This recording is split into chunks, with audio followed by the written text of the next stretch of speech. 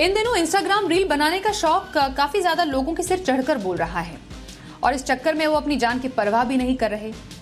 Real life में famous होने के लिए कई लोग रियल लाइफ से खिलवाड़ कर रहे हैं और ऐसा ही एक वाकया सामने आया है उत्तर प्रदेश के गाजियाबाद में, जहां एक युवती और उसके दो दोस्तों की जान सिर्फ इसलिए चली गई क्योंकि वो रील बनाने में व्यस्त थे। दरअसल ये तीनों रेलवे ट्रैक पर रील बना रहे थे। तीनों रील बनाने में इतना ज्यादा व्यस्त हुए कि उन्हें पीछे से आ रही ट्रेन का पता भी नहीं चला और तीनों इस ट्रेन की चपेट में आ गए। रियल लाइफ कैसे आपकी रियल लाइफ में दखल देती है और कई तरह की परेशानियां खड़ी करती हैं, इसका यह महज एक उदाहरण भर है। एक सर्वे के मुताबिक दुनिया भर में 21 करोड़ से ज्यादा लोग सोशल मीडिया एडिक्शन से जूझ रहे हैं। महज 15 से 59 सेकंड के वीडियो देखने में बच्चे, युवा और वयस्क इतना व्यस्त हो जा रहे हैं कि अब उसका असर इनकी जिंदगी पर पड़ना शुरू हो गया है। इलेक्ट्रॉनिक उपकरण बनाने वाली कंपनी वीवो ने साइबर मीडिया रिसर्च के साथ मिलकर भारत में एक स्टडी की है। ये स्टडी शादीशुदा जोड़ों पर स्मार्टफोन के ज्यादा इस्तेमाल से पड़ने वाले प्रभावों को लेकर है। स्टडी में बेहद चौंकाने वाली बातें सामने आई हैं, जिसके मुताबिक 88% शादीशुदा लोगों को लगता है कि स्मार्टफोन का ज्यादा इस्तेमाल उनके रिश्तों पर असर डाल रहा है। और चौंकाने वाली बात यह है कि ये लोग 24 घंटे का करीब 20% समय स्मार्टफोन को देते हैं। तो वहीं बच्चे भी इस सोशल मीडिया और फोन एडिक्शन से अछूते नहीं हैं। कनाडा में हुई एक रिसर्च के मुताबिक अगर आपका छोटा बच्चा 2 घंटे से ज्यादा स्क्रीन देखता है तो ये चिंताजनक बात है। बच्चे में ADHD यानी attention deficit hyper activity disorder का खतरा बढ़ जाता है। इस रिसर्च के मुताबिक बच्चे जितना वक्त स्क्रीन पर बिता रहे हैं उतना ही दूर हो रहे हैं हेल्दी एक्टिविटी से। बच्चों में सोशल मीडिया एडिक्शन का अंदाजा इसी बात से लगाया जा सकता है कि वो इंस्टाग्राम समेत कई सोशल मीडिया पेजेस पर फर्जी एज दिखाकर अकाउंट खोलते हैं और फिर उसका इस्तेमाल करते हैं। ऐसे में सवाल ये उठता है कि आखिर रील और रियल लाइफ के बीच संतुलन कैसे बिठाएं? कैसे हम इस सोशल मीडिया एडिक्शन को कम कर सकते हैं? बच्चों में और खुद में रील के एडिक्शन को कम करने के लिए क्या कदम उठाए जा सकते हैं? इस पर चर्चा करना बेहद ही जरूरी है और हमारे साथ 2 खास मेहमान भी हैं, उनका परिचय करा देते हैं। हमारे साथ है social media expert Amit Dubey और माइंड टेम्पल की साइकोथेरेपिस्ट डॉक्टर अंजलि छाबड़िया। अमित और अंजलि, आप दोनों का बहुत स्वागत करते हैं। जो एक आजकल के टाइम में फेमस होने की जो एक तरीके से मैं सनक वर्ड का इस्तेमाल करूंगी, क्योंकि जिस तरीके से ना सिर्फ बड़े शहरों में बल्कि Tier 1, Tier 2 सिटीज में भी लोगों के हाथ में स्मार्टफोन अब आ गए हैं और उसके चलते वो सोशल मीडिया पे अपनी प्रेजेंस दर्ज कराना चाहते हैं। अमित, मैं आपसे समझना चाहती हूँ ये तो एक इंसिडेंट है जिसको लेते हुए हमने ये पूरी चर्चा की शुरुआत की है कि कैसे ऐसे सोशल मीडिया एडिक्शन की वजह से लोगों की जान तक खतरे में आ रही है। मैं आपसे समझना चाहती हूँ कि ये पूरा इस वक्त सोशल मीडिया एडिक्शन का जो ये एक पूरा एक पिटारा सा खुला हुआ है, ये बड़ी खतरे की घंटी है। बिल्कुल बिल्कुल, ये बहुत बड़े खतरे की ओर हमें ले जा रहा है एक्चुअली, क्योंकि जो एडिक्शन है इससे पूरी की पूरी जनरेशन बिल्कुल उसी तरह इफेक्ट हो जाएगी जैसे किसी ड्रग के कारण लोगों का मानसिक विकास रुकता है या उनका फोकस बदल जाता है और वो एक मोबाइल के से कंट्रोल होने लगेंगे। आप देखिए कि जो अचीवमेंट्स है उनके वो इफेक्ट करेंगे, उनकी जिंदगी की हर एस्पिरेशंस सफर करेगी, क्योंकि वो इतना हुक हो चुके हैं, उनका अधिकतर टाइम उसमें वेस्ट हो रहा है। और ये वो टाइम है जब उनको अपने आप को डेवलप करना है, उनको अपने आप को नई चीजें सिखाना है और उनको फिटनेस भी अपनी मेंटेन करनी है, जो हर चीज उनकी इम्पैक्ट कर रही है। बहुत सारे बच्चे ओबेसिटी का शिकार हो रहे हैं, बहुत सारे बच्चे डिप्रेशन का शिकार हो रहे हैं, बहुत सारे बच्चे इस हद तक ट्राई करते हैं अपने आप को पॉपुलर करने के लिए कि जैसे आपने देखा कि जान चली जाती है। तो ये हर तरीके से इम्पैक्ट कर रहा है और इसमें हर एज ग्रुप के लोग शामिल हैं। इम्पैक्ट टीनेज को इसलिए ज्यादा कर रहा है क्योंकि वो लोग समझ नहीं पा रहे हैं कि ये एक ड्रग की तरह एडिक्शन, वो जो आपने अभी एवरेज आंकड़ा दिया कि 20% लोग बिता रहे हैं, मेरे ख्याल से 8 से 10 घंटे 40% तक का समय हो सकता है जो वो ये सोशल मीडिया पर बिता रहे हैं, ये हद तक आंकड़ा है। और आज की डेट में जब मैं बच्चों से बात करता हूँ या टीनेज बच्चों से, तो अक्सर जो उनका जो एस्पिरेशन है वो दिखता है कि मुझे यूट्यूब सेलिब्रिटी बनना है या मुझे इंस्टा रील बनानी है। ये उनकी हर दूसरे तीसरे बच्चे की एस्पिरेशन है। ये बता रहा है अपने आप में कि कितना इम्पैक्ट कर रहा है उनकी लाइफ को, जबकि ये बड़ी तात्कालिक होती है, ये कोई बहुत बड़ी अचीवमेंट भी मैं नहीं कहूँगा, और बहुत ज़्यादा इससे उनकी ज़िंदगी में फ़र्क नहीं पड़ने वाला, लेकिन उनके फॉलोवर यदि कम हो जाते हैं, उनको कमेंट्स कुछ आ जाता है या उनको लाइक मिल जाते हैं, उनको किक भी मिल रहा है उससे, और वो उस चीज़ को लेकर फिर और प्रयास करते हैं कि अब मैं दीवार से कूद के वीडियो बनाऊँगा, ट्रेन के आगे भाग के वीडियो बनाऊँगा, और बड़े ही ऐसे खतरनाक तरह के वीडियो बना रहे हैं। आग लगाने वाले वीडियो मैंने देखा था एक बच्चे का कि वो अपने कपड़े पे कुछ फेंक के, तो इस तरह से लोग जा रहे हैं, और बहुत सारे ऐसे हादसे हुए हैं। एक हादसा जो अभी हमने उठाया है, पर इससे पहले भी हमने लगातार देखा है कि बहुत सारे ऐसे हादसे हुए हैं, और ये सारी बातें बता रही हैं कि हम किस डायरेक्शन में जा रहे हैं। ये बहुत चिंताजनक है। वेरी इंपॉर्टेंट, आपने कुछ बहुत इंपॉर्टेंट वर्ड्स का यूज किया अमित यहाँ पर। किक मिलना, मतलब कोई चीज जो हमें हमारे कहते हैं ना एड्रेनलिन को हाई करने का काम करती है। तो हमने कोई वीडियो डाला 20-25 सेकंड का, और लोगों को धड़ाधड़ लाइक मिलने शुरू हो गए, और आपको इससे किक मिला कि मैं तो फेमस हो रहा हूँ या फेमस हो रही हूँ। इसका कोई क्राइटेरिया है ही नहीं एक्चुअली सोशल मीडिया पर डॉक्टर अंजलि, कि अगर एक बहुत बड़ा सेलिब्रिटी बहुत सारे लाइक्स गैदर कर सकता है, तो एक छोटे शहर में रह रही एक लड़की या लड़का भी कोई कुछ भी स्टंट करके बहुत सारे लाइक्स गैदर कर सकते हैं। ये एक सोशल मीडिया की एक बहुत बड़ी खूबी भी है, और एक बहुत बड़ा उसका एक श्राप भी है, हम जिसको ढंग से कह सकते हैं। मतलब ये आजकल की जो जनरेशन है, मोस्टली जो हम एक एज ग्रुप की बात कर रहे हैं, क्या वो फोमो का शिकार है? मतलब फियर ऑफ मिसिंग आउट है कि अगर हम ये नहीं करेंगे, इस ट्रेंड को फॉलो नहीं करेंगे, तो शायद हम पीछे रह जाएं। एक टाइम पे जब जो ड्रग्स जैसे बताया अमित ने कि ड्रग्स एडिक्शन हुआ करता था, पीयर प्रेशर में आकर हम ड्रग्स का सेवन करना शुरू कर देते थे। ये एक तरीके से ऐसा ही एडिक्शन है जो आप पीयर प्रेशर में भी, फियर ऑफ मिसिंग आउट के इसमें भी आप इस एडिक्शन के अंदर घुसते चले जा रहे हैं। बिल्कुल बिल्कुल, आपने बिल्कुल सही कहा, और अमित जी ने भी सही कहा है कि देखिए ये मतलब ये हमारे जनरेशन का एक बहुत ही बड़ा प्रॉब्लम है। और इसमें क्या होता है कि अगर समझो आप पेरेंट हैं, और आपकी मतलब बच्चे की क्लास में अगर 8 लोगों को मोबाइल है, और आप वो एक पेरेंट हैं जो अपने बच्चे को मोबाइल नहीं देना चाहते हैं, तो वो बच्चे को इतनी दिक्कत होती है। वो हमारे पास आते हैं, वो अपने मतलब रिश्तेदारों के पास जाते हैं और बोलते हैं कि मेरे पेरेंट्स बहुत मतलब मुझसे प्यार नहीं करते, इसीलिए मुझे मोबाइल नहीं दे रहे हैं, और मैं पढ़ाई कैसे करूँगा, मैं ये कैसे करूँगा, वो कैसे करूँगा। और एक बार वो ये चीज़ में चले जाते हैं, तो उसके शिकार हो जाते हैं, क्योंकि सिर्फ़ पढ़ाई के लिए या सिर्फ़ नोट्स के लिए तो कोई मोबाइल फ़ोन नहीं इस्तेमाल करता है। इनफैक्ट पेरेंट्स को भी ये बहुत ही प्रॉब्लम है कि हम ये बच्चों के ऊपर कंट्रोल कैसे करें। और ये जो फ़ियर ऑफ मिसिंग आउट है कि मेरे सब फ्रेंड्स कर रहे हैं और मुझे पता नहीं है कि क्या हो रहा है। आप कोई भी सोशल मीडिया के मतलब इस पे चले जाएँ, साइट पे चले जाएँ, आप जब स्कूल जाते हैं तो सब मतलब बच्चे वही डिस्कस कर रहे हैं। तो इस चीज़ में एक देखा-देखी ये प्रॉब्लम हो जाती है। दूसरी आपने बोली ये जो जनरेशन की प्रॉब्लम है, ये है कि वो अपने आप को एक आइडेंटिटी से जानना चाहते हैं, और आइडेंटिटी बनाने में बहुत समय लगता है। ओके, कभी-कभी मतलब 20-30 साल लग जाते हैं।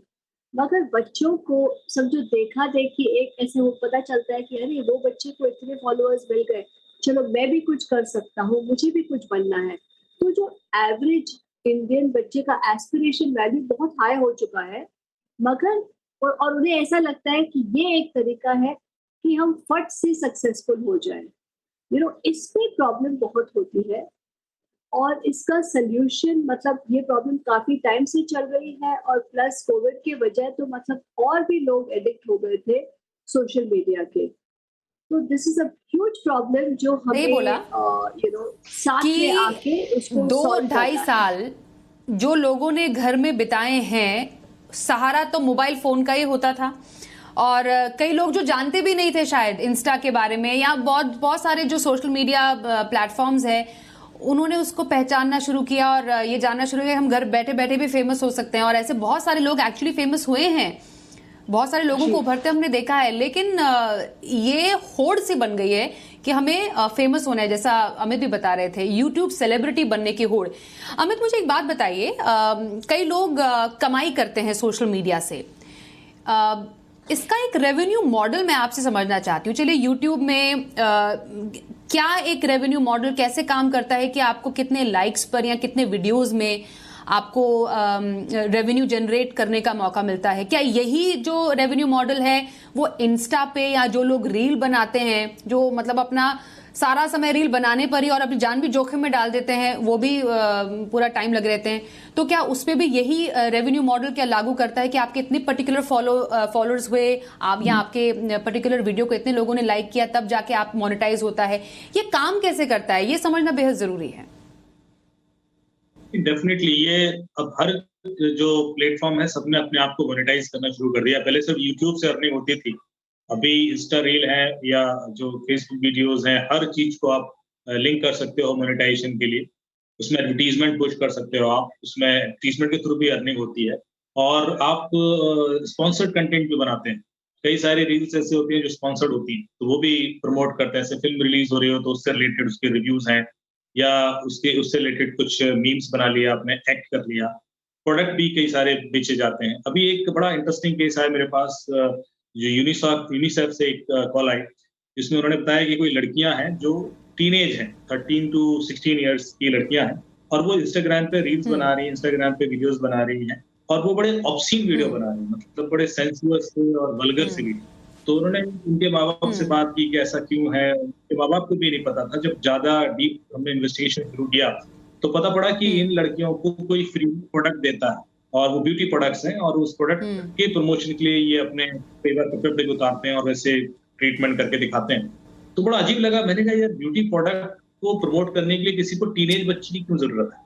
क्योंकि वो तो किसी भी लेडी से भी करा सकते हैं, वो तो जो सीनियर लेडीज हैं। तो ये इस क्यों बोल रहे हैं?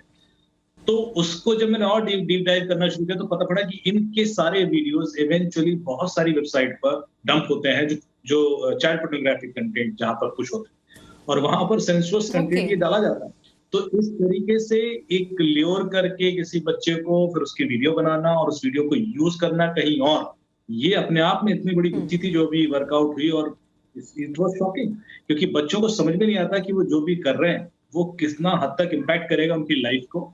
जो अभी थोड़ा सा थ्रिल दिखता है वो आगे जाकर उनकी लाइफ पूरी तरीके से हिला सकता है। तो मेरे ख्याल से मैसेज पास करना और सही समय पर एजुकेट करना आज की डेट में बहुत बड़ी जरूरत बन गया है, जो हम शायद नहीं समझ रहे हैं। और जैसे कि आपने कहा कि स्थिति वहां तक पहुंच गई है, कई सारे माँ बाप मेरे पास आते हैं कि मुझे नहीं पता कि मेरी बच्ची क्या कर रही है फोन में, ना मुझे वो पासपोर्ट देती है, ना मैं देख सकता हूँ, क्या करूं मैं, और मैं घबराया रहता हूँ कभी कुछ हो जाए। कई सारे बच्चे गायब हो रहे हैं, घर से छोड़ के जा रहे हैं। अभी पिछले एक हफ्ते मेरे पास करीब 3-4 ऐसे केसेस आए, एंड दिस इज फैक्ट, कि बच्चा भाग गया है। अब उसको ट्रेस कीजिए फोन पर, और मैं ट्रेस कर रहा हूँ हर तरीके से। तो ये जो सिचुएशंस आ गई है, क्यों? क्योंकि बच्चे डिप्रेस्ड हैं, वो लड़ रहे हैं माँ बाप से, प्रेशर में आ गए हैं। ये सारा उसका ही बिल्कुल। तो इम्पैक्ट है। सोशल मीडिया एजुकेशन की जरूरत आजकल के जमाने में बहुत ज्यादा है, क्योंकि हम में से हर किसी का सोशल मीडिया अकाउंट है, चाहे वो फेसबुक है, यूट्यूब है, इंस्टा है, हर कोई एक्टिव रहना चाहता है सोशल मीडिया पर, ये तो बात है। पर उसका इस्तेमाल कैसे किया जा रहा है, ये सबसे बड़ा सवाल है। क्या यही इस्तेमाल उनको नुकसान पहुंचा रहा है? पहले एक टाइम पे तो नेटवर्किंग होती थी, पर इस नेटवर्किंग की वजह से ही इतनी बड़ी परेशानियां खड़ी हो गई हैं। डॉक्टर अंजलि, ये मुझे समझना है आपसे कि क्या मतलब जैसे किसी भी ड्रग का डिटॉक्स होता है, क्या सोशल मीडिया का भी कोई डिटॉक्स हो सकता है? मतलब क्या एक्चुअली मुमकिन है कि हम अपना फोन वोन सब छोड़ दें और कुछ टाइम व्यतीत करें अपने साथ? क्योंकि स्टडी तो ये भी कहती है, ना सिर्फ बच्चों में, between husband and wife also phone इतना ज्यादा उनके रिश्तों के बीच में हावी हो गया है कि उनके रिश्तों में कड़वाहट आ गई है, ये भी स्टडी कहती है। तो कैसे डिजिटली डिटॉक्स अपने आप को करने का क्या तरीका है? क्या वाकई इसके लिए एक सेंटर में जाके डिटॉक्स करना पड़ेगा, या अपने स्तर पर भी हम कुछ तैयारियां कर सकते हैं? नहीं, देखिए, एक तो ये चीज हर फैमिली को, हर घर में एक रोज का डिटॉक्स करना बहुत जरूरी है। जैसे हम अपने बेडरूम में जाके सोते हैं, वैसे हमारे मोबाइल या दूसरे जो भी हमारे डिजिट्स, जो भी हमारे गैजेट्स हैं, उनका भी एक बेडरूम होना चाहिए जहाँ पे वो रेस्ट कर सके। मुझे लगता है कि सिर्फ डॉक्टर्स को अपने मोबाइल फोन्स बाजू में रखने चाहिए और किसी को जरूरत नहीं है। तो ये एक चीज करना बहुत जरूरी है। दूसरी चीज है कि जब आप खाना खाते हैं या जब फैमिली टाइम होता है, उस समय पे एक अगर हम रूल बना दे कि कोई भी गैजेट नहीं चलेगा, चाहे वो टीवी हो या आपका लैपटॉप हो, सब गैजेट्स को बंद करके हमें एक दूसरे की आंखों में देख के बात करना है। और ये चीज अगर पेरेंट्स अपने बच्चों के साथ करेंगे तो ऑटोमेटिक बच्चे भी पेरेंट्स के साथ करना शुरू कर देंगे। Third thing very very important is कि जो फिजिकल एक्टिविटी, फैमिलीज अभी भूल गई है कि साथ में खेलना कैसे है। तो अगर हम दिन में 10-15 मिनट निकाल सकते हैं, कोई फिजिकल एक्टिविटी कर सकते हैं या गेम भी खेल सकते हैं कि चलो डिनर के बाद सब बैठ गए और कोई गेम खेलना शुरू किया, कैरम बोर्ड खेलो, आप ताश खेलिए, जो भी आपको खेलना है, या वॉक पे चले जाइए या फुटबॉल खेलिए। तो इसमें क्या होता है, जो फैमिली बॉन्डिंग टाइम होता है वो काफी तेज हो जाता है। हाँ, अगर बच्चे या कोई भी बहुत ज्यादा एडिक्ट हो जाते हैं अपने गैजेट से और बिल्कुल छोड़ना नहीं चाहते हैं, हम अक्सर देखते हैं कि कोई युवा है, जब उनसे गैजेट लिया जाता है वो मारा-मारी पे उतर आते हैं और बहुत अपसेट हो जाते हैं, गाली-गलौज, घर से भाग जाना। ये बच्चों को डेफिनिटली डी एडिक्शन की ज़रूरत है और हमने ऐसे बच्चों को एक्चुअली एक सेंटर में रखा है, जहाँ पे उनको विथड्रॉल होता है, वो बहुत अपसेट हो जाते हैं, उनको दवाइयों की भी ज़रूरत पड़ती है, उनको ठंडा करने की। और फिर उन्हें समझाया जाता है कि क्यों ये चीज़ से उन्हें दूर रखना है, क्योंकि एक्चुअल अगर हम स्टडीज़ करेंगे, देखेंगे कि हमारे ब्रेन में जो वायरिंग होती है और जो सर्किट्स डिस्टर्ब हो जाते हैं, जो कोई भी एडिक्शन में होता है, ये एडिक्शन में भी हो सकते हैं। एब्सोल्युटली, बहुत सारे आपने बोला कि इसके आफ्टर इफेक्ट्स बच्चों में देखने को मिलते हैं। एडीएचडी एक ऐसी परेशानी जिससे बच्चे दो चार होना शुरू हो जाते हैं। विड्रॉल सिम्टम्स हैं जैसे किसी भी ड्रग में होता है। Yes doctor Anjali. एडीएचडी, देखिए ADHD is a clinical problem जो वैसे ही 10-15% बच्चों में हो सकता है, मगर ये जो हम देखते हैं कि अगर कोई सोशल मीडिया का शिकार हो जाता है, उनका अटेंशन स्पैन कम हो जाता है। That is not ADHD. ADHD is a separate entity, okay, मगर अटेंशन स्पैन डेफिनेटली डिस्टर्ब हो सकता है। और हम देख रहे हैं कि बच्चों में एडीएचडी बढ़ गया है। उसका मतलब सिर्फ सोशल मीडिया एक कारण नहीं है, उसके बहुत सारे कारण होते हैं। I just wanted to correct you here, नहीं तो को कभी बिल्कुल thank you so much doctor Anjali, क्योंकि एक्चुअली क्या है ना, इतने सारे टर्म्स इतने लूजली यूज किए जाते हैं आजकल हर प्लेटफॉर्म पर, लोग उसकी बारीक डिफरेंस सोचना और समझना भूल गए हैं। तो इसको क्लियर और क्लैरिफाई करना बेहद जरूरी है, जो जिसमें आपने हमारी मदद की है अभी। अमित, ये बताइए, देखिए बहुत होते हैं, उसके बारे में राइट मैं आपके पास बिल्कुल मैं डॉक्टर अंजलि आपके पास आऊंगी कि इमोशनली अपने आप को कैसे स्टेबल रख सकते हैं इस पूरे केस में। अमित, ये जो सोशल मीडिया का ये वर्चुअल जो दुनिया है वो आने वाले टाइम में तो और बढ़ेगी डेफिनेटली, ये कम तो होने वाली है नहीं। जरूरत है इसको रिस्पॉन्सिबली यूज करने की, मतलब ये एक ऐसा वेपन है, इसको अगर आप अच्छे से यूज करेंगे तो आपके लिए अच्छा भी है, और अगर सही ढंग से यूज नहीं किया तो आपके लिए एक बहुत बड़ा श्राप भी साबित हो सकती है। तो सोशल मीडिया को रिस्पॉन्सिबली कैसे यूज किया जा सकता है? देखिए, ये सारी शिकायतें और ये सारी जो दिक्कतें हैं सिर्फ भारत की नहीं है, ये ग्लोबल है और इसको लेकर हर जगह बहुत सारे प्रयास हुए हैं। कैलिफोर्निया कोर्ट ने भी एक निर्णय भी दिया कि यदि कोई भी ऐसी एप्लीकेशन बनाता है या सोशल मीडिया पर इस तरह के कंटेंट बनाए जाते हैं जो बच्चों को मिसगाइड करें, तो काफी हेवी पेनल्टी लगाई गई। तो इस तरह के हर जगह प्रयास हो रहे हैं। दूसरा जो मैं बताना चाहता हूँ कि फीचर्स भी ऐड हुए हैं। अभी इंस्टाग्राम ने कुछ पेरेंटल कंट्रोल फीचर डाले हैं जिसके थ्रू आप ये सारी एक्टिविटीज रेगुलेट कर सकते हैं अपने बच्चों की, कि वो कितनी देर क्या प्लेटफॉर्म यूज करें, और उसको उसको कई सारी चीजें ब्लॉक कर सकते हैं, आप एज ग्रुप सेट कर सकते हैं कंटेंट की, बहुत सारी चीजें हैं। और आप अलर्ट भी ले सकते हैं कि यदि वो उसको बाईपास करता है या कुछ ऐसी चीज सर्च करता है या किसी ऐसे प्रोफाइल को देखता है तो आपको एक अलर्ट आएगा। तो इस तरह के जो फीचर है इसीलिए डाले गए क्योंकि हर जगह से शिकायतें आ रही थी, खासतौर से इंस्टाग्राम में इसलिए बोल रहा हूँ कि जो टीनेज बच्चे हैं उसमें इंस्टाग्राम रील को लेकर काफी ज्यादा क्रेज है और अधिकतर बच्चे वहां पाए जाते हैं। फेसबुक उतना ज्यादा नहीं वो लोग यूज कर रहे हैं, पर फेसबुक में भी काफी सारे फीचर्स, फेसबुक में बहुत सारे ऐसे सेटिंग्स हैं जहां पर जाकर आप रेगुलेट कर सकते हैं उसका एक्सेस। और भी जो प्लेटफॉर्म है, यूट्यूब है, वहां पर भी एज ग्रुप सेट कर सकते हैं आप। आपने देखा होगा यूट्यूब बच्चों के लिए अलग से एक प्लेटफॉर्म है तो ये सारी चीजें वर्ल्ड वाइड प्रयास हो रहे हैं, लेकिन क्या है कि लोगों को अवेयरनेस नहीं है, लोगों को पता नहीं है, और वो जब मोबाइल किसी बच्चे के हाथ में देते हैं तो वो बिल्कुल पूरे भरोसे और अनकंट्रोलेबल इन्वायरमेंट में दे देते हैं, और बच्चा फिर हर चीज एक्सेस करता है, हर चीज देखता है। बच्चे कई बार क्रिमिनल एक्टिविटीज भी सीख रहे हैं और उस हद तक उसको यूज भी कर रहे हैं। यहाँ पे कई बार ऐसा हुआ है कि बच्चों ने किडनैपिंग तक कर ली। तो ये सब चीजें जो है इस वजह से है क्योंकि कोई रेगुलेशन नहीं है। मेरे ख्याल से अवेयरनेस पेरेंट्स को भी देने की जरूरत है, और वो भी स्कूल के माध्यम से, कि भाई ये सेटिंग्स कीजिए, ये रेगुलेशन कीजिए, टाइमिंग फिक्स कीजिए, आपको पता होना चाहिए आपका बच्चा क्या कर रहा है जब तक वो बालिग नहीं होता।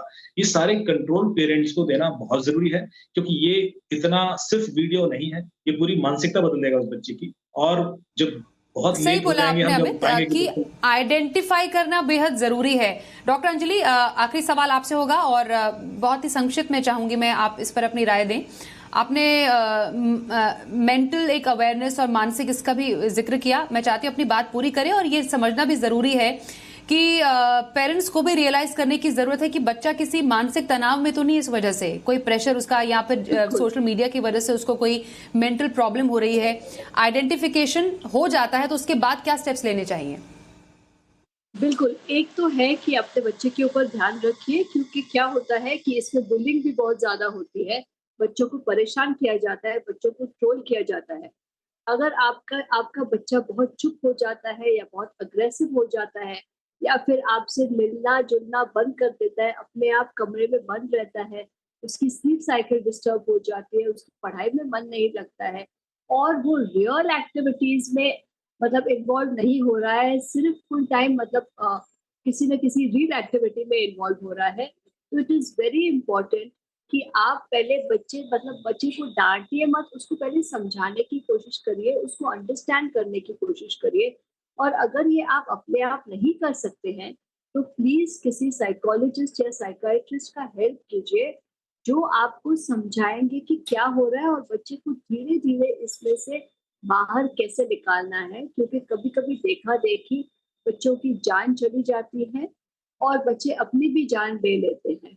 और ये चीज़ें मतलब हमारे हमारे देश में तो काफ़ी हद तक बढ़ रही है। तो it is very, very important कि हम अवेयरनेस करें और बच्चों में भी डिस्कशंस ले आएँ। क्योंकि जब तक बच्चे इस प्रॉब्लम का पार्ट नहीं हो जाएँगे, इस चीज़ का सॉल्यूशन नहीं निकलेगा। So it is important to create awareness in all age groups.